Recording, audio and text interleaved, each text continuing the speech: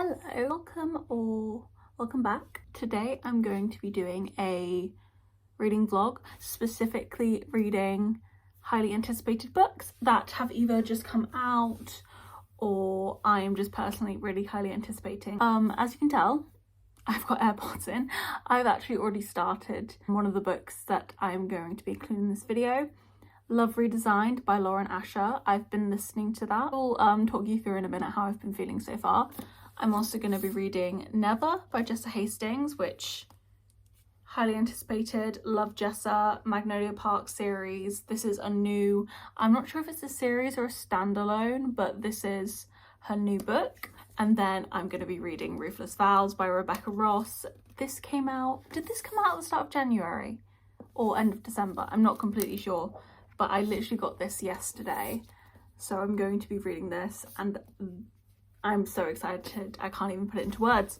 And all that being said, we're going to get straight into this. So yeah, I've been listening to Love Redesigned for actually quite a few days now. It's taking me a long time to get through because I have not been loving the book, I'm not going to lie. I was a little bit put off after my last Lauren Asher book, Final Offer. I really did not enjoy that, but I loved The Fine Print, which is the first book I ever read from her.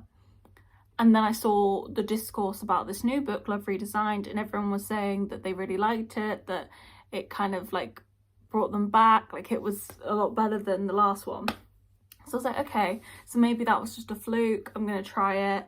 I just haven't been liking it really at all, mainly because I found the main character, Dahlia, so off-putting and just kind of mean, like unnecessarily, because it is a kind of rivals to lovers, second chance, all those kind of tropes, but she is just so mean all the time and it feels unbalanced. It sometimes there's a nice back and forth banter with it, but not as much as I would like it to be. I just sometimes feel like it's just like saying mean things for no reason, and her reasoning for being so upset with him doesn't sit that right with me either. So yeah, I don't know, I'm gonna finish it. I've got like 3 hours left on the audiobook, so I'll finish that when I do, and I'll let you know my final thoughts. But yeah, I've listened to most of it and I'm not loving, but we're gonna continue. Hopefully the other books are better. They're highly anticipated. I'm expecting some really high ratings, hopefully, fingers crossed. But yeah, we'll get straight into that. I think I'm going to read Never first.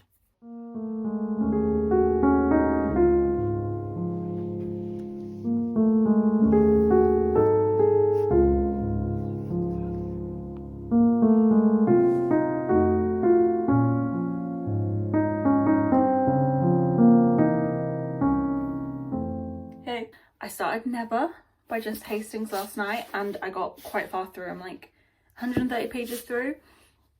Right before I started it, I saw like a not great review about it and I was like, oh god, that's not great, like from someone who I expected to like it.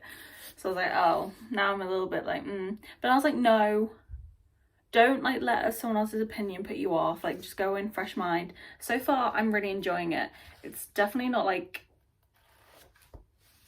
I'm not getting the vibe that it's like a love story or anything. Peter Pan's not a love story, so that makes sense. See why people like have the commentary that they have about it, like toxic and Peter Pan's annoying. It's true, he is very annoying. Getting from it is that it's kind of like the depiction of what it's like to be in a relationship with a man who is really just like a little boy. All of these like immature qualities, which when we see it in Peter Pan, we're like, yeah, that's what like a 13-year-old is, like he never grew up kind of thing. It's like, oh, what is it? It's weaponized ignorance, I think, is what I'm trying to get at. Like he'll do something all the time where he just goes like, oh, I don't know where I was, I forgot. And I don't know, we haven't gotten yet whether like he truly forgets things. Everybody seems to forget things, so we don't know, but it's one of those things where it's like, oh, he doesn't understand, he never had parents, so that's why he acts the way he does. But it's like really damaging to Wendy, to Daphne. It's like when your boyfriend says, oh, I don't know how to wash the dishes correctly, or like I don't know how to put that away correctly, or I don't know how to do that, so you just have to do it because you know they're not going to do it right because they can't be bothered to learn. I honestly am really loving this book because I love a good metaphor. I love a good something representing something but in a simpler way.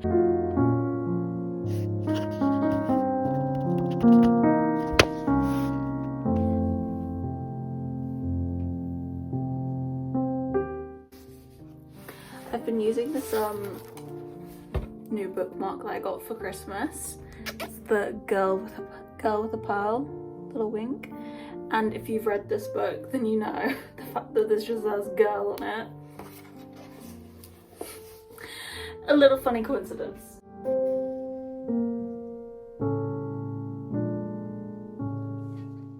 Party people, I am like 260 something pages through this book, so I have like probably 100-ish pages left, and I'm enjoying it so much. I'm having such a fun time.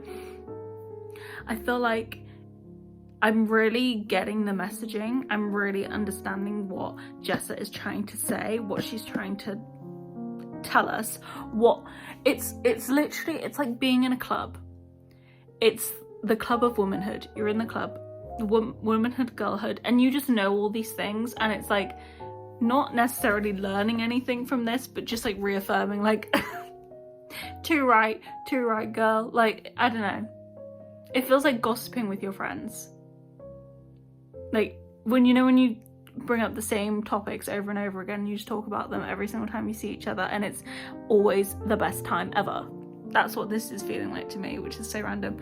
And also just like the story is fun, like I'm having a good time. Like, I don't necessarily think any of the romance aspects aren't like weird and a bit toxic, but like that's the point.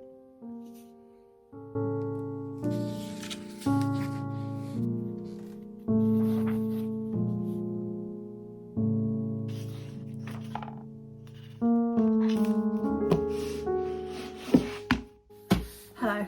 Okay, so I just finished Never by Jess Hastings, and you know what? I loved it. I really enjoyed this book. I went in not expecting anybody to be likable, and I feel like sometimes when you approach a book just thinking like I'm just like watching as a, well, you always are doing that, but I'm not getting invested with any of these characters really. Like I don't care so much what happens, I'm just watching it happen. So I feel like maybe some people went into it thinking differently, so they didn't enjoy it because they didn't take to a character, or they found someone to be really like horrible and they didn't expect them to be. I felt like the whole thing was just like a look at what a really toxic, kind of an emotionally abusive relationship with a man-child is like. Luckily I've never personally experienced the situations that were going on in this book, but I've definitely had friends and been around when my friends were going through things that was so reminiscent. Like I said earlier, there is something really satisfying about hearing something said in like a way that's more polished, that you've already thought. Do you know what I mean? When it's put in words that you can, something that you feel like usually takes you hours to try and explain to someone is just put in one sentence. I really appreciate that, and I love that anyway about Jessa's writing, because she just has such a beautiful way of wording things that it makes it feel more important to remember.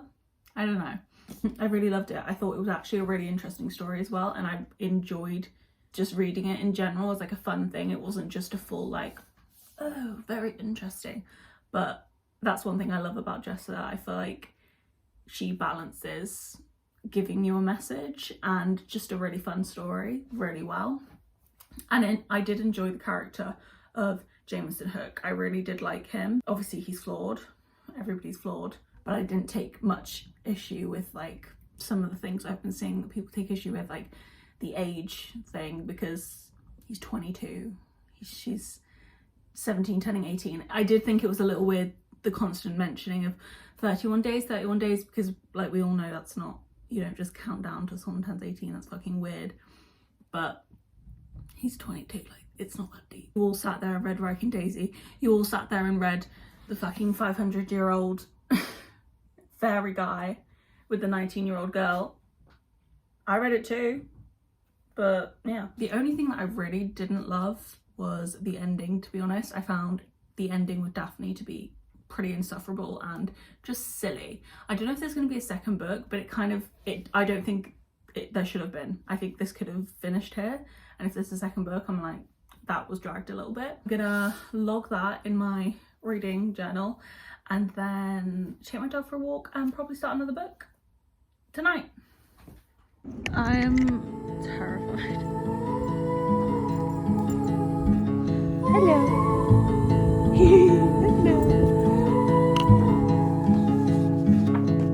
Take a train ride just to see you. Ride for hours just to please you. You don't know how much I need you. 'Cause you're my home away from home, away from home, away from being alone.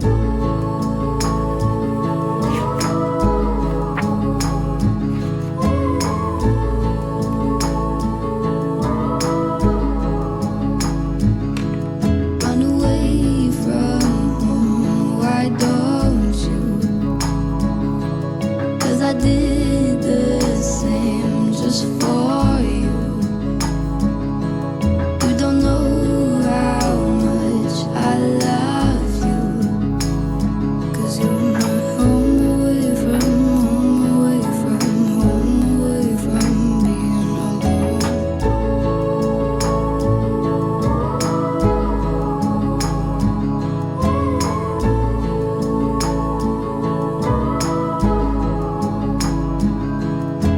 I don't wanna stay with you, just have to leave.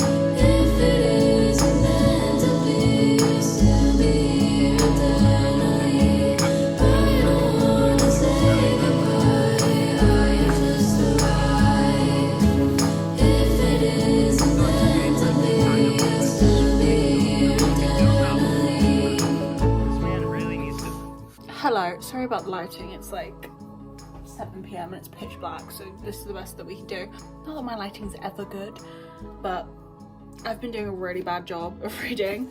I haven't updated since Monday, it's Wednesday, and since then I've read like 66 pages, so that's not good. I also haven't listened to any more of the audiobook because honestly I could not care less about Love Redesigned. I couldn't care less about what's going to happen. I have like 3 hours left and I just don't care, so we'll see if I finish that or not. I might just have to call it quits, and it's just so boring. Like, I don't understand how people liked it so much more than The Final Offer. Like, I'd understand if people were like, I loved every Laura and Asher book, but I've seen people say it was so much better than The Final Offer, and I just don't feel that. I feel like it's fine.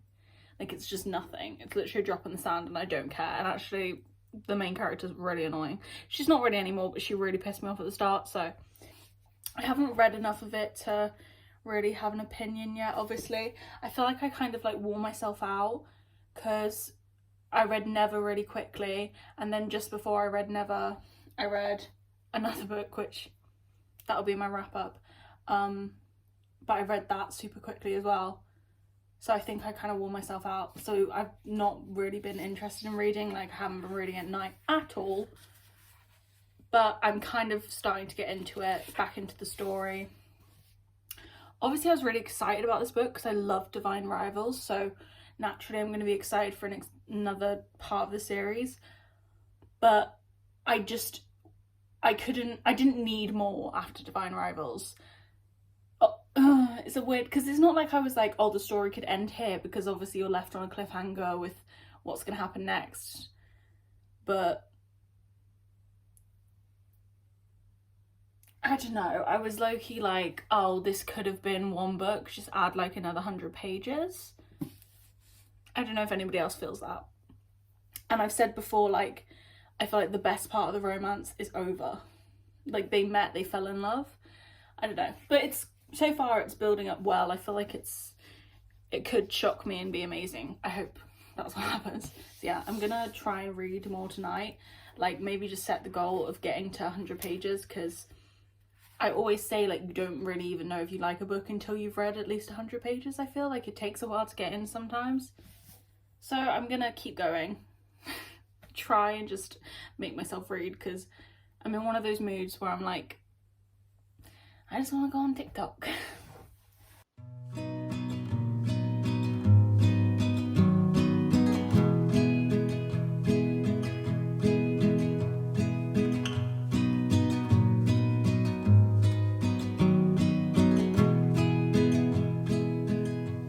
I don't think about it.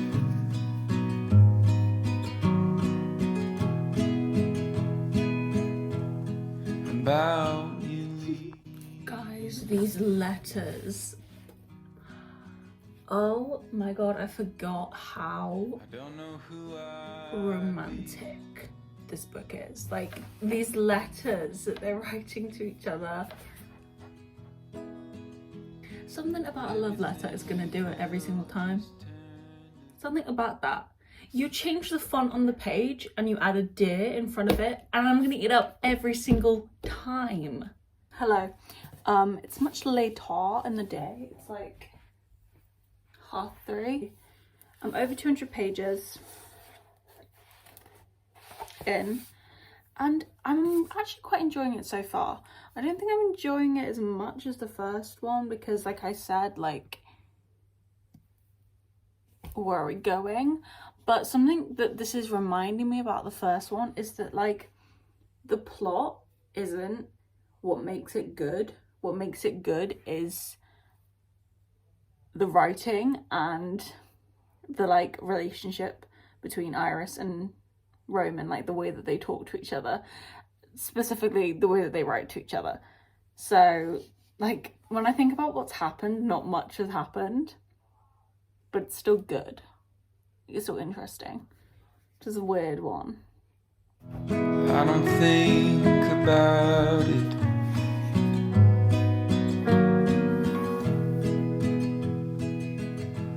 Do you think of me?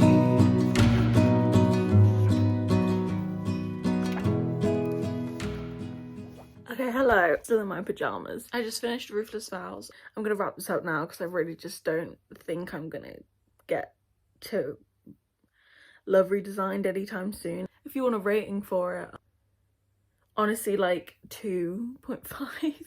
I want to say 3, but I feel like I always give books I don't like a 3-star, and like that's like a middle rating. Like, that's a decent rating. So honestly, like a 2. I really didn't like it. It's boring and I don't want to finish it, so I probably might not. Ruthless Vows was really good.